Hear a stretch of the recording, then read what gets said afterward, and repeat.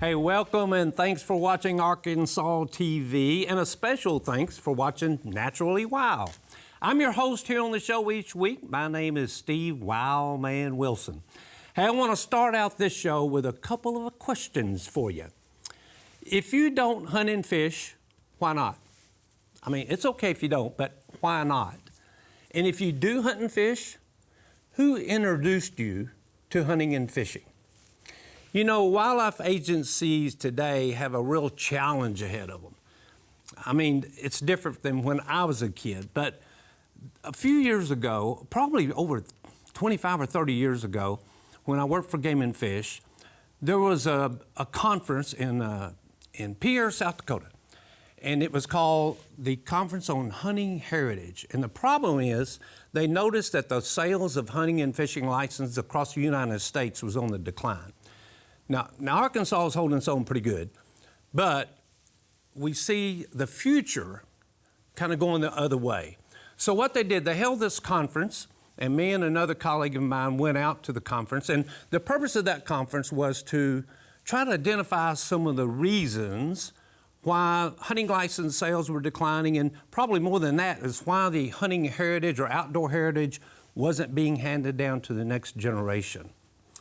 And we came away with that, from that conference, with basically 5 different major, there's a lot of reasons, but 5 major reasons. And we'll put them on the screen for you. One was time. That's always a problem. Competition for time. Now this was in the mid-90s, so back then it was obviously baseball in the summer and soccer. It's even worse today because now you have electronics. We didn't have all that stuff back then. So competition for time was one of the major reasons. The second thing was access. People said, I'd like to go, just don't have any place to go. Where do I go? How do I get in? With all the hunting leases up now and you have to travel, no boat to fish in. Number 3 was cost. That's always a problem for all of us on everything, isn't it? It's expensive. I mean, if you start buying a license and permits and lease fees, equipment, so cost was a barrier as well. Number 4 was the rules and regulations were too confusing. They were scared to go get in trouble. And number 5 was single-parent homes. Nobody in the household to pass those outdoor skills down to the next generation. So they took all that back to the states, and in a couple of years, we met back together again with some possible solutions to those problems. Make sense? So, and I'm going to give you some Arkansas solutions. Now, we don't have all the answers, but we've made some great headway, and I think you'll enjoy tonight's show because it fits right in here. But you know, when you talk about the number 1 thing was time, competition, it's still a problem. Electronics has added so much to that. And that's a real challenge for us. But you'll hear us often say, hey, we're trying to get these kids unplugged and engaged in the outdoors, or off the screen and into the stream. Game and Fish has fishing derbies, and they have special hunting seasons just for the kids, trying to get them recruited into hunting and fishing. The second thing was access. I went to a commission meeting here a couple of months ago. They just approved $5.5 million for additional boat ramps and boat docks, places to go, so people don't need a boat, fishing piers. And so they're trying to make that more affordable and accessible to the outdoorsman. Cost, always a problem. Did you realize that the hunting and fishing license here in Arkansas, there hasn't been an increase in right at 40 years? 40 years. I mean, you can fish here in Arkansas for $10.50, 365 days a year, 24/7. That's a bargain. We hadn't had an increase in 40 years, so we're trying to do our part there. 4, rules and regulations, too confusing. Just this past year, you'll be seeing it in the regulation guidebooks coming out, that they really monitored 200 changes. They made 200 changes trying to simplify and clarify the rules and regulations for all of us hunters and fishermen. And the last thing's one reason we're here tonight, the single-parent home problem, or nobody in the family to hand that down to the next generation. One of the solutions that Game and Fish came up with is called Becoming an Outdoors Woman. And here with me on this show to talk about that is the coordinator of that program for the Game and Fish Commission, Lea White. Lea, that was a long introduction, I know, but I wanted to explain to people how we got here. I understand. Well, welcome to the show. Tell us a bit about yourself. I know you've been with Game and Fish quite a bit. Tell me where you've been. Game and Fish for almost 27 years. I've been in this position for about 8 years now. Where'd you start out, in fisheries? I started out in fisheries at the Lone Oak Hatchery. I did the mobile aquarium that drove around, and then I worked on the hatchery as well. Yeah, what she's talking about there, folks, if you've been to the State Fair, the Big Buck Classic, anywhere in Arkansas, you see that big aquarium, the one when you pull the truck there. Yes. And you drove that around and put it up. Great public relations and great educational tool. Yes, it is, yes. So many different cities and stuff and around the state that I got to see a lot of kids, a lot of adults. It was amazing. Now, you have a degree in fisheries? Or I have a degree in art and biology with an emphasis in fisheries, yes. All right, now how did you get started here? In other words, what did you do before you becoming an Outdoors Woman coordinator? Besides pull that, I guess, aquarium around. Besides pull the aquarium around, I just love the outdoors. I just wanted something different, and the job opened up, and I was like, hey, I've been 18 years in this one position almost, and I was like, I just wanted to change. And I got to go hunting now and fishing. Score. And get paid for it. And get paid for it. It was just a great opportunity. And you get to hand that down to people that know nothing about it. No, women, it's amazing to watch their eyes light up when they finally get something or they've done something that they've been scared of their whole entire life, like shoot a shotgun. And it's just amazing to see the empowerment of the program. I'm going to ask you the same question I asked them. Who introduced you to the outdoors? My parents always took us outdoors, but my grandmother was an avid fisherman, and she would have all three of us, my siblings, in a boat by the time we were 2 years old. Oh my gosh, with cane poles and everything, and I don't know how she juggled us in those little boats. But she took us all the time, so I still am an avid fisherman and love it. Yeah, and of course now you get to pass that on. If you could sum up Becoming an Outdoors Woman, the program, in a word or two or a sentence or two, how do you describe it to people? Well, it's broken like a third fishing, a third hunting, and they call it third non-consumptive, but that's more like your birding. But the format is more of a workshop or a class or? So the workshop for the weekends, the big weekends, are set up as one, like a Friday afternoon, you can choose from like 5 to 10 different classes. Saturday, you can choose from those classes as well, 2 sets. And then Sunday, it's another set of classes you can choose from. So, and they range from everything from Dutch oven cooking to knot tying to shotguns. Some years we even have Euro mounts. Yeah, I was looking at I wrote down some of the things. I used to help teach this thing back when I taught the turkey hunting. And I thought it was real funny when I taught it. I thought most of these ladies were single parent moms, and they weren't. I mean, a lot of them had families. Yes, had families, yes. But really, they were in my class for 2 reasons. One was they wanted to learn how to turkey call because they'd never done it, and they've seen it on TV, and they wanted to get involved. But more than that, a lot of these ladies had husbands that turkey hunted, and they wanted their own call. They wanted to do it themselves. They didn't want the husband to help. No, we get that all the time. They want their own shotgun. They want to learn how to load. They want the safety. They want all of it. The duck calls. I mean, there's so many ladies now that drive around in their cars blowing the duck call before duck season. They're like, none of my friends want to ride with me. I said, I understand that. But yeah, they want to learn it on their own, and they do great at it. Well, let's be honest. Men, husbands especially, probably are not good teachers. Some of them are, but they don't know. On the most part, they're not. Okay, if you say it then. Well, and the reason I say that, because they usually start them off what they're using. I mean, with 12 gauges, they think they already know a lot. You got to start off easy with these. And we do. We start off baby steps, and we take you through everything. If you come to a squirrel camp, we're going to teach you how to use your shotgun, the safety, and everything about that before we take you in the woods, and you'll have a mentor there the whole time. We just stay right beside you. I started saying, in these workshops, in other words, you have one-day workshops we'll talk about after a while. You have overnight workshops and hunting and trips and so forth. Then you have the 3 big day workshops. Who do you find instructors? You have men instructors, lady instructors, or are they all certified, or who's the volunteers for you? So most of my instructors are going to be Game and Fish, and most of them are lady instructors, women.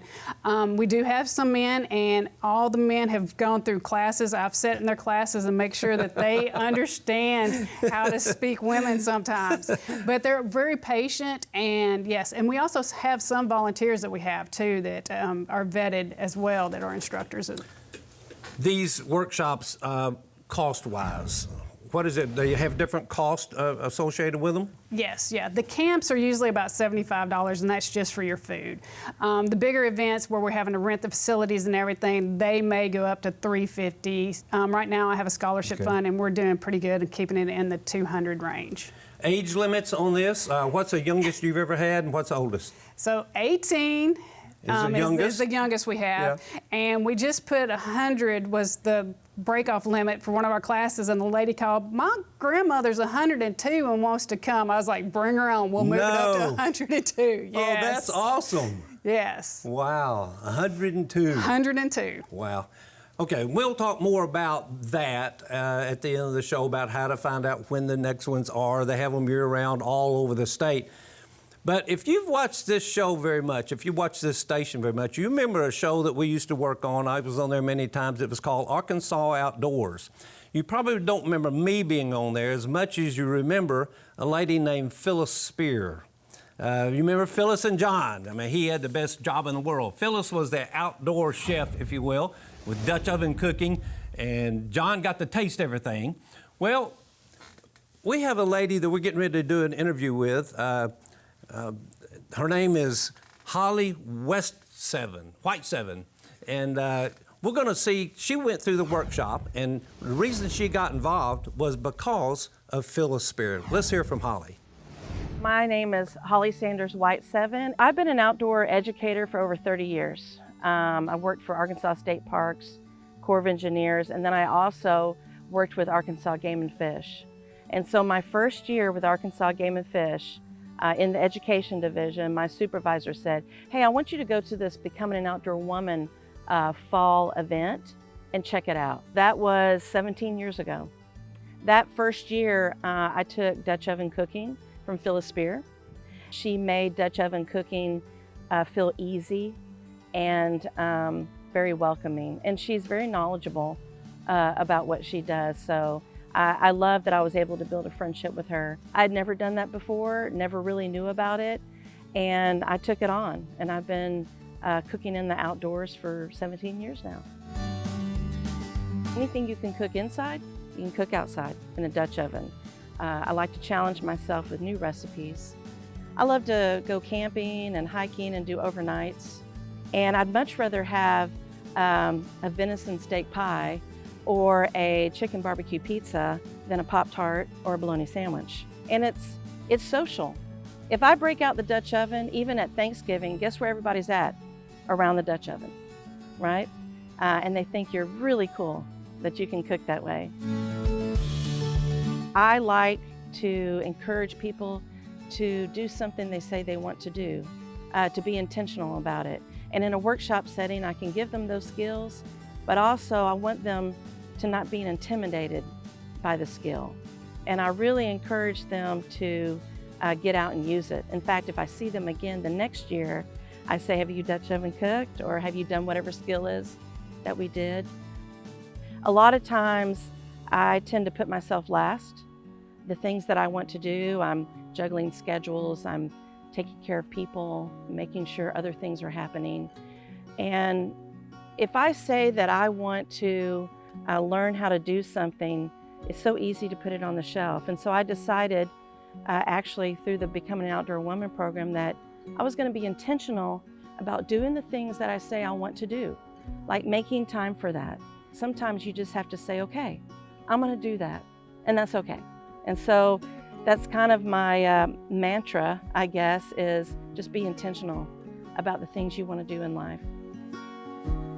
My favorite thing about Becoming an Outdoor Woman and the workshops is it builds community. If they don't have community around it, they may not do it. You know, people to encourage them, to challenge them, people to do the activity with. And so that's what Becoming an Outdoor Woman does. It builds that community. You're going to learn life skills that you can put in your pocket and take it anywhere, and you're going to meet friends, and you're going to have a good time. And so I would just say, do that for yourself. You know, check it out. And there's plenty of opportunities around the state to get involved.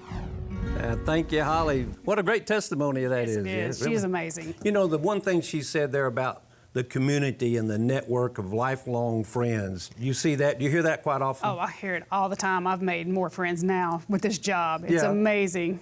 When I went to that, I remember the first couple of years, I saw that happening where I never saw that many people get that close that quickly, if you will, because you think about it, they all have one common thread pretty much, the outdoors. Correct. They want the outdoors and they love it, and it makes them even bond. They find friends that they've never even known, long lost friends, and it's amazing to see them just go out and multiply and do other programs too as well. So many people get involved for so many different reasons. Correct. And I know a lot of people do that because if they're single or whatever, if they want to go hiking or floating, usually wives kind of frown on guys, their husbands taking them, so they can get together with a group of ladies and go on their own. And it's a safety thing, safety with numbers. I mean, true. if they find friends that like to kayak or say, hey, let's go kayaking, it's great to be out in the water with somebody.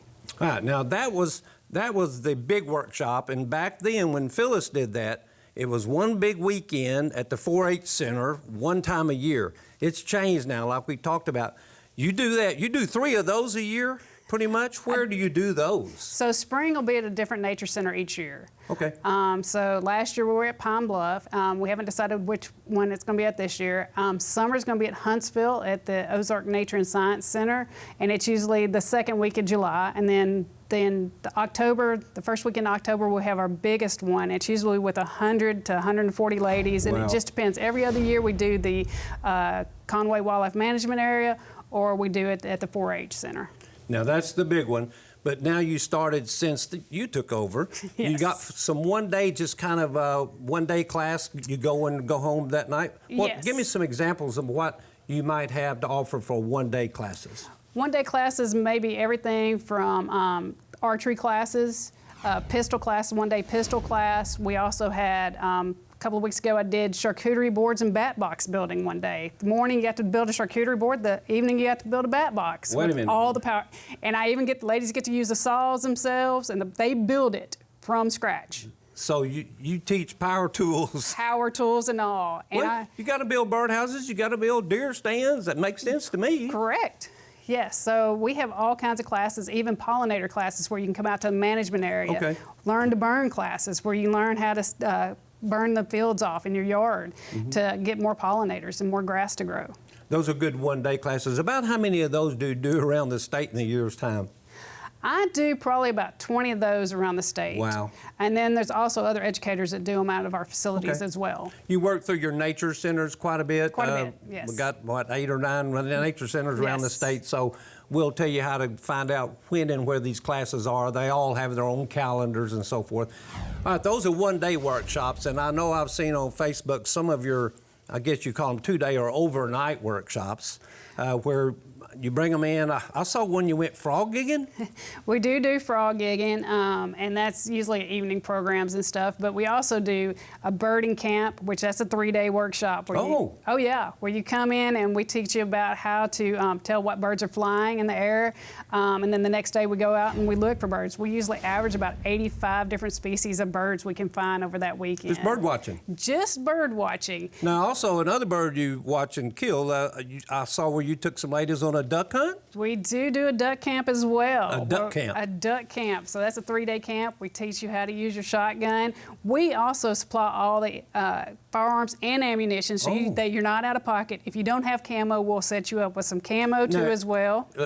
It does cost to do this, but you provide everything. We provide everything. They would have to purchase their hunting license and duck stamps and federal duck stamp and that. And it's a $75 for the weekend for just the food cost. First of all, let me make an announcement. This is for ladies only, guys. Don't just don't even think about it. It's ladies only. You can't come. Go ahead. We'll teach them how to teach you. They'll be teaching the guys pretty soon. pretty soon. So the duck camp, was that pretty successful? The duck camps are pretty successful. Yeah. We shot quite a few ducks this year. We also got a few geese as well. And then we also have deer camps. I'm up to 3 deer camps, 2 rifle and 1 crossbow camp. No. Yes, we did trapping camp this year. Wait a minute. How'd you do on the deer hunts? We did very well on the deer hunts. Crossbow, not as well. It was in mid-February. That's a little tough, It's a little tougher. You got to get them a little bit closer. So, but hey, it was the first year. And did you have some ladies kill their first deer? And For the rifle hunts, yes, we did. yeah. Oh yeah, it's amazing. Man, you only have one first deer, and I don't care how old you are. Right. You're just like an 8-year-old when you kill that first deer. And not just they killed their first deer, they got to clean their first deer because we do everything. The ladies get to participate and do it all themselves. Wow. We're there to teach them, but they're hands-on classes. Wow, I've seen some of that. Yeah, that's unique. Hey, right now we're going to take another little break and catch up with somebody else that went through this, another testimony. Her name is Teresa Gray, and listen to this. She attended one of these big 3-day workshops, I think, at the 4-H Center. I'm Teresa Gray, and I am an electrical manufacturer sales rep. My family has 200 acres in north central Arkansas, and we have deer hunt and turkey hunt. And I never hunted because my daughter did that with my dad, and she was his little hunting buddy. My daughter had just graduated high school and was leaving to go to college, and so my dad had made the comment about, I don't know what I'm gonna do, my little hunting buddy's gone off to college. And I was like, well, I'll go hunt with you. And he's like, well, you don't like to hunt. I was on Facebook one day in the middle of July, and it came up and it talked about the Game and Fish, this Becoming an Outdoors Woman program. I was like, maybe that's something I could do. And so I signed up for it. But the day that we had registration to go and start the classes, I sat in the parking lot and came up with every excuse of why I could not go in. I knew no one. And so that was almost 10 years ago. And now I know all of the staff and all of the volunteers, and I'm a volunteer. So when you've gone for as many years as I have, you've done all the classes, and so then you get to be a mentor. We really want to get as many women introduced to the classes as possible, and so that then they can share it with other people, whether it be a single mom or someone whose husband goes out and hunts. But then they're like, okay, you need volunteers for the classroom. So while people are tying flies, one person can't do it all, or helping to rig a fishing pole, or talking about ammunition. There's always things that people in the classroom can help. So kind of like a teacher's aide. I got to sit in a deer blind with Holly, and she had never harvested a deer. And so we did a mentored deer hunt out at the 4-H Center, and I got to sit in the deer blind with Holly. And so that was a lot of fun, is that she has taught me so much, and then I got to sit in the deer blind with her as her mentor. I've gone turkey hunting when COVID came up, and I was like, I can't go see customers, what am I gonna do? And so I stopped at the gun store and bought a new rifle and cuffed some camo, and went and, from what I learned at bow, went up and turkey hunted. I will hunt with my dad. We have just so many pictures of us together, and my brother, my older brother, my nephews, my daughter, and so it's kind of a family thing that we do. There are events all over the state of Arkansas, and all of the different nature centers have different events. Don't think you have to have someone to go with. I went as an individual my first time.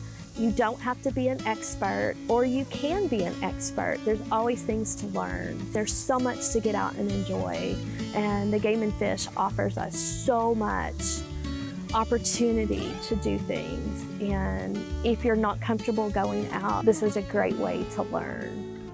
Folks, that's the way it's supposed to work right there. You think about it. Phyllis handed it down to Holly. Holly handed it down to Teresa. Teresa's now handing it down to the next generation, teaching others. That's the way it's supposed to work right there. That is exactly right. Yeah.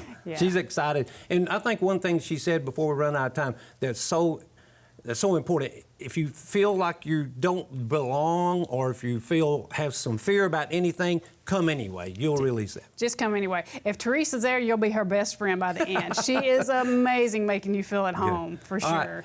Tell us how we can find out where these classes are. Give us a website, Facebook, whatever, before we leave. So it's Becoming an Outdoor Woman Arkansas Facebook page, or you can go to Arkansas Game and Fish's website and just type in the search engine, Becoming an Outdoor Woman, and it'll bring up our website, and you can click on a calendar there, and it'll list all the classes that we have going on throughout the state. Just come back every week, because I'm posting stuff constantly. All right.